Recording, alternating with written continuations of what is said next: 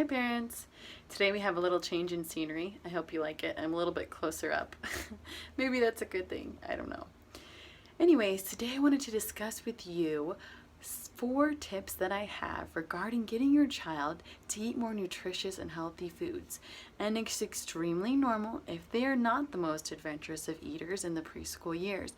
The point that I'm trying to get across with this video is that they can easily become more adventurous with just a little bit of tweaking.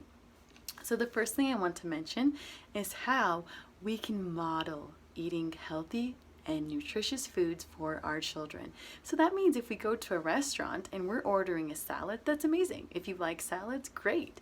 But order your child the salad too. They don't have to have chicken nuggets or mac and cheese off of a kid's menu. They can eat what you're eating. In fact, it's more likely that they'll want to eat those foods if they see you eating them. If your house is full of vibrant and healthy fruits and vegetables, they're more likely to eat those. And number 2 is hide the vegetables. If you have to, I'm not opposed to it. I'm not a nutritionist, but I'm pretty sure that most pediatricians or even nutritionists would say that if you need to maybe puree some zucchini and add a little bit of that into your spaghetti sauce just to get more vegetables into their diet, I'm all for it. Why not? You know, if we can find things like smoothies, or we can add a little bit of spinach into the smoothies, that's great too. And you don't have to hide it to the point that you're not going to mention to your child that it's in there. You might even say, we have some amazing superfoods in your smoothie today that's going to help build your bones or give you calcium, which is important for you as you're growing.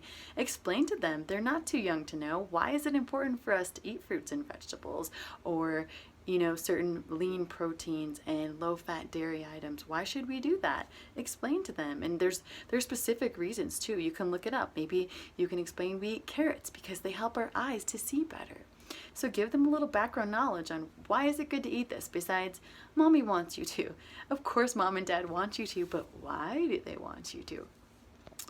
Number 3 is also just you can present the food in a really fun way. So you don't have to get super creative with it if you don't want to.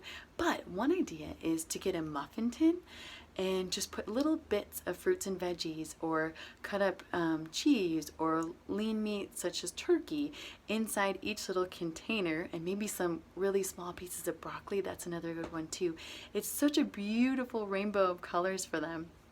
And it tastes amazing and it's fun. They can dip the broccoli maybe if you have a little bit of ranch. It's just a fun way to eat. It's basically snack foods, but when you put them all together, they make a nutritious meal. So you could use it as a meal or a snack. So present the foods in a way where children are excited to eat them. It looks pleasing to the eye, just like we as adults. We want to be excited to see the food we're eating, not kind of like, oof, I'm not so sure I want to eat that, right? So the 4th thing I want to explain to you is let's not pressure our kids to have to finish everything on their plates. If we build the habit of saying, you can listen to your body. Your body has an amazing ability to gauge when it's full and when it's hungry. And you can trust children to know when they're full and to know when they're hungry. If they're having issues with weight gain or weight loss to a degree where it's not so healthy for them, of course discuss that with your pediatrician. But what we mainly look for with young children is if they're getting a good nutritious diet over the course of maybe a week. So they might have some days where they don't eat a lot of food, and that's okay. They'll probably make up for it. Their bodies are amazing, just like I said. And if we can teach them to trust their bodies, and if we can say, you don't have to finish that if you don't want to, it's really good advice because it's teaching them to listen to what their bodies are telling them. Of course, it probably doesn't mean that you didn't choose to eat dinner, so 5 minutes later we're going to have ice cream, because then they may not have been completely honest in that situation. But teach them and show them that we can trust our bodies.